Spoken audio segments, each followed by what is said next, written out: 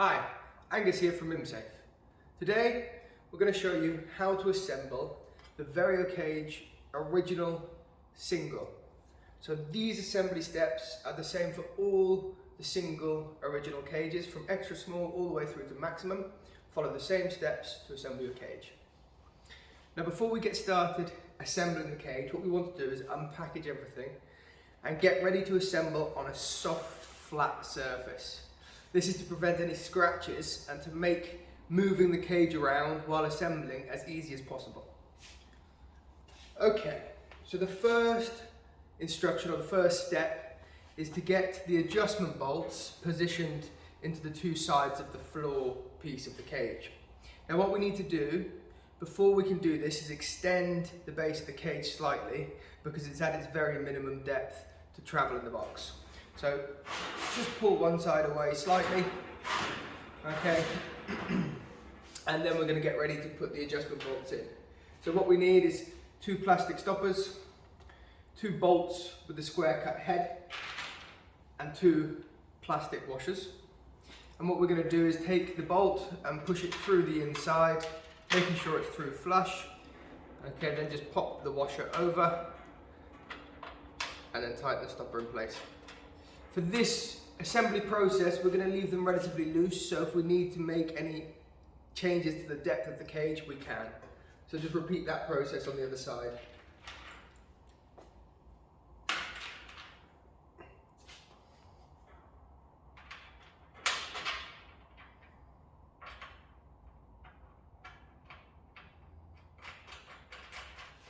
Perfect. So that's the first step done. For the second step, what we want to do is locate the thinner sets of sidebars. Okay, so we have two thinner sets and then we have two thicker sets. And what we're going to do is we're going to put some stoppers, one rubber like this and one plastic like this, onto and inside the thin metal tubes. The reason we're doing this is to prevent any metal on metal noise while the cage is in transit. Okay, so what we want to do is get the thin metal pieces and start with the rubber stoppers, and we're going to put the thinner end over the pole like that, so the wider edge is facing outwards, and that's so that that can sit around the thicker sidebar. So pop them over like that. And then what we want to do is take the plastic stoppers and just push them into the ends. Now these can be a little bit tricky, but make sure you push them in the whole way, because what we want is, as and when we change the depth of the cage, for these to stay inside. So if you leave them in with an exposed brink like that, okay, when we change the depth, there's a risk it'll pull off. So get them all in place. And then just follow down, nice hard pressure, and just push them all into place.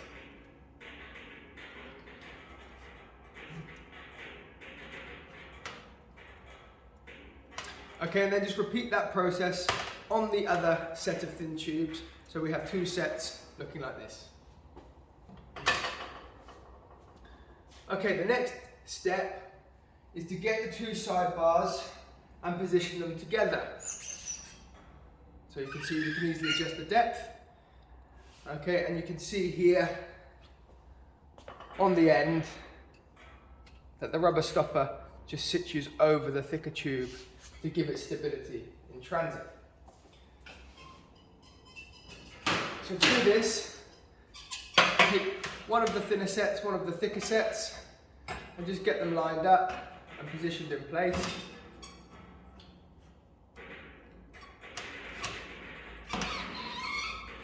Okay, and then just push the rubber stoppers back over the end of the thicker tube. Okay, so we now have two sides that look like this. Okay, so the next step is to get the sides and actually put them onto the cage.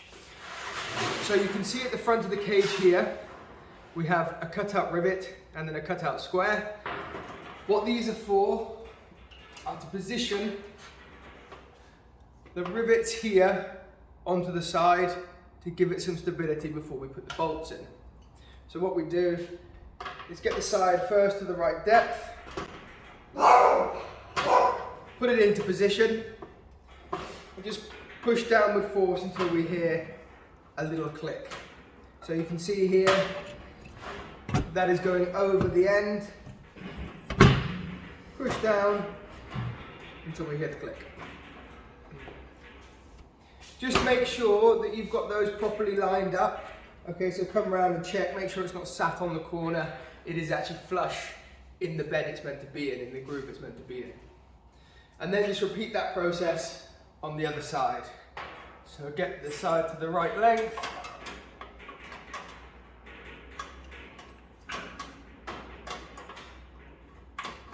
Put it into position, downward force until you hear the click, and same at the front. So that's the sides now on the cage. The next step is to get the rear panel.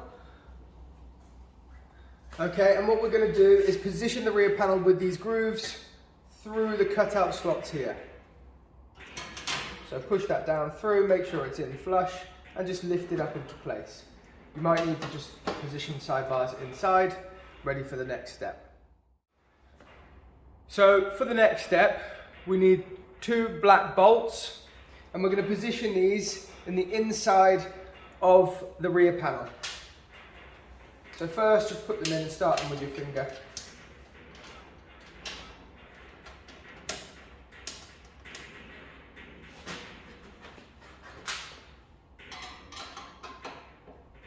Now, really important when we're putting any bolts in, that we get the thread square. So if you feel any resistance, stop, take the bolt out, and try again.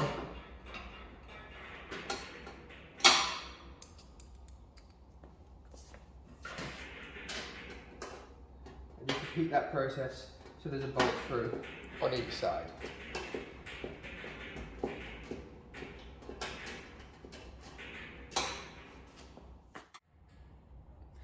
Okay, so for the next step, we're going to get 4 stainless bolts, and we're going to position them into the lower panel, 2 in the corner and 2 in the bottom of the panel.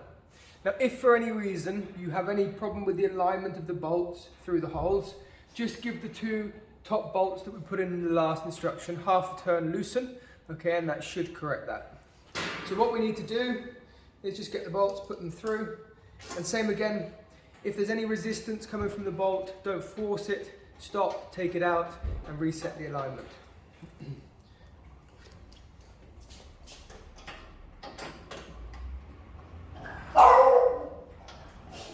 2 in the sides.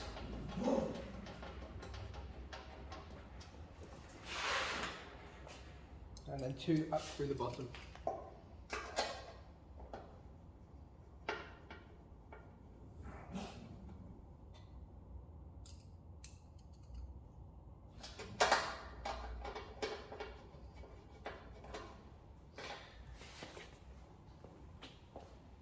That's the back panel now secured in place. So the next step is to get the roof ready to go onto the cage. So first and foremost, what we want to do is take the 2 roof panels apart, so we're left with 2 individual panels. And then we want to get 3 of these rubber gaskets and position them in between the 2 layers of the roof to prevent any metal on metal noise while we're traveling along. So we're going to start with a solid piece with no lines cut out of it, and we're going to take one of the rubber gaskets and just push it through the top of the roof panel. You should then be able to see a protruding bit of rubber coming through the bottom of the panel. We're then going to take the other roof section, and this time we're going to get 2 rubber stoppers and we're going to push them through the bottom so we can see the rubber protruding through the top of the roof panel. The next step is then to get these 2 back into one piece, ready to go onto the cage. So what we're going to do is turn them over, okay, and we're going to have the solid black piece with no lines cut out of it running over the top when we're putting the two roof pieces back together. Now when we're doing this, just make sure that all the rubber gaskets stay in place so that they're able to prevent any noise while we're travelling. Just take the two pieces, put them back into position and slide them back together so we have one roof piece. When we turn it over, we should still see two protruding bits of rubber through the top and one protruding bit of rubber through the bottom. That's the roof now ready to go on the cage. So the next step then is actually putting the roof onto the cage itself. Now the first thing we want to do is get the roof to the right depth to make this as easy as possible. So just lift it up, okay, and check against the top ends of the bars, of the side bars, to make sure we're roughly at the right distance. If you have two people to do this, it's obviously a lot easier to balance and to get it all sorted more quickly. However, it can be done independently as well. So what we're going to do is, similarly to the side panels, we have the same groove system on the top of the side bars with the same cutout rivet and hole on the top of the roof. We need to make sure that we get the roof in the right position and facing the right way round. A good way to identify it is these two silver riveted bolts are at the back of the cage when we're putting the roof on. Okay, so we want these two riveted bolts on the same side as the rear panel is currently on the cage. So we're going to lift the roof up and over. Just double check that distance again and make sure we're more or less right. Okay, and then exactly the same way as we put the sides on, we're just putting that into position, making sure it's clipped in squarely and evenly over the brackets, and that it's not lapping over where it shouldn't be.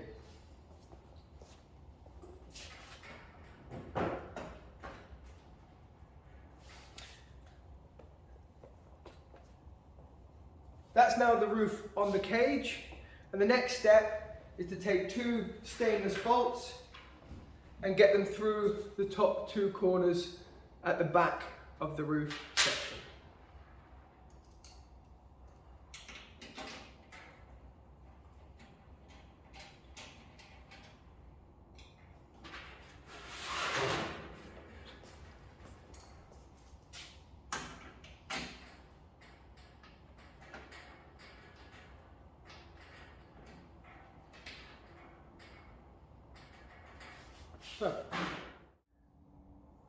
So now we've got the roof on the cage.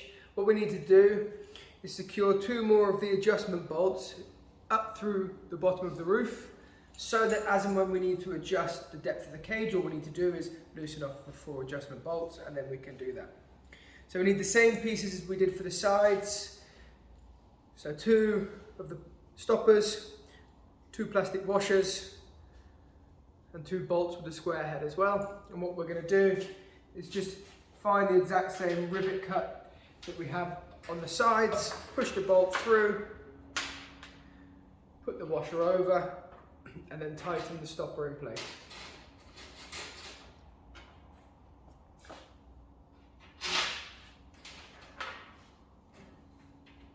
Again, until we're ready, or until we know the cage is the right depth to fit in the car, we're just going to leave these slightly loose so that the depth is easy to change as and when needed. So we should now have the 4 adjustment bolts in place, 2 on the sides and 2 on the top. Okay, so now we have the roof on and all 4 adjustment bolts in place. We're ready to put the door onto the cage. Now when we're looking at the front of the cage on the floor, we can see this cutout line or folded line, okay, which fits into the base pan of the door here. So you can see the folded groove. What that's to do is to situate that folded line there to keep it in place. So what we do when we're putting them together is make sure this part of the door comes over the top of the base of the floor, and then just literally lift it up into place. That's the door now in position and ready for the next step to bolt it in place. So what we need is to get 8 of the stainless bolts and begin fixing them in all the positions. 2 on the bottom corners, 2 on the top corners, 2 on the insides of the door, and 2 in the middle at the top.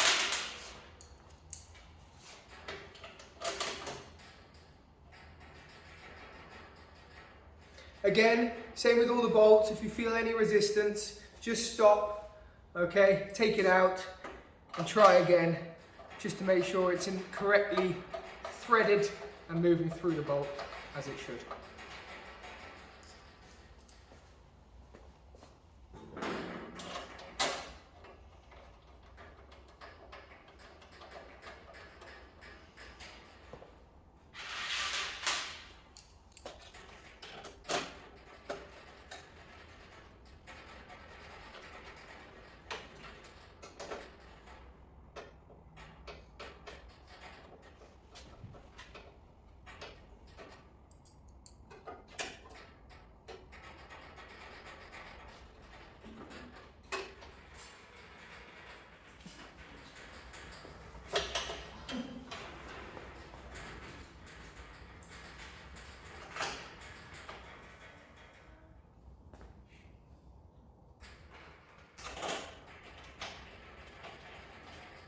And that's the door now bolted in place. So now we've got the door bolted onto the cage. What we want to do is get the cage set to the right depth to suit your car and to suit your dogs. So what we're going to do is take the cage up, lift it out and carry it out to the boot of the car. Okay, and when we're doing this, when we're adjusting the depth, think about it carefully, not to overextend the cage and then try and shut the boot, because obviously there's a risk of breaking the glass if it shuts on top of the metal cage. So just do it gently, okay, and make sure you're being conservative and watching the levels before you go and try and slam the boot shut. First thing to do is just double check that all 4 of the adjustment bolts are nice and loose, because this will give you the ability to open the cage or close the cage as needed when we're putting it into the boot of the car. Now, adjusting the cage depth is easier if we have 2 people. And if we have 2 people, what you want to do is grab the front of the cage and the back of the cage and then just apply an even force to pull the cage away and open the depth. Okay, this can also be done if you're by yourself. Just reach in, put your hand on the back and either push or pull the cage to change the depth to suit the car. Once we've got the cage set to the right depth to suit the car and to suit your dog, so remember, if you have a smaller dog and a bigger car space, you might not need to open the cage fully to its maximum depth, however you can. It's optional and depends on what your space is and dog is going inside the cage. So once we've changed the depth, what we want to do is just tighten up the adjustment bolts. We don't need to over tighten these, just hand tighten them to hold the cage in position while we're driving around. So 2 on the top and 2 on the sides.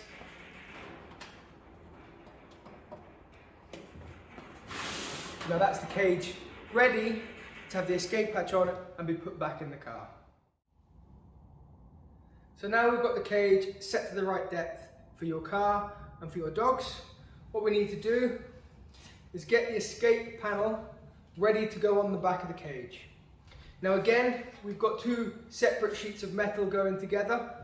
So we're going to put something against the 2 sheets of metal or something through the 2 sheets of metal to prevent any noise while we're traveling. So we're going to take 2 of the rubber stoppers, okay, and you'll notice on the sides of the escape hatch that there's 2 cut out holes, and what we're going to do is just push the rubber stopper through the escape hatch on each side. Okay, and now that's ready to fit on the cage, and in between the 2 layers of metal we have the rubber to prevent any noise. When it comes to putting the escape hatch onto the cage itself, it's very similar to putting on the lower panel. So again, we have the cutout rivets here to fit through the lower panel. Just fit it into position and make sure all of those are fit in the groove. Lift it up and then take the 2 emergency escape hatch release toggles and just filter them through.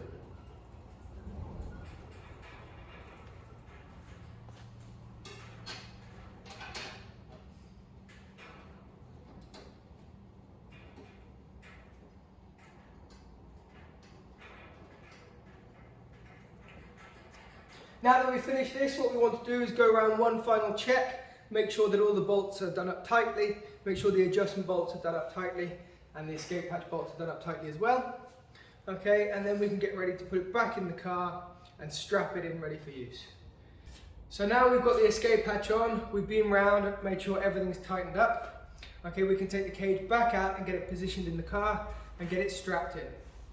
When we're putting the straps through the cage, what we want to do is make sure they go through both sides, the front and the back. There's a cutout groove in each side panel. Okay, and what we're going to do is that's going to evenly apply the pressure so that we don't bend the metal at any point during transit. So just push that through. Okay, watch it come through. So through the front and out the back. And that's now ready to load through the load loop and pull it tight. If you want to watch a video on how to put the cage into the car and how to strap it in, then please click the link below. Other than that, thank you very much for watching and enjoy your cage.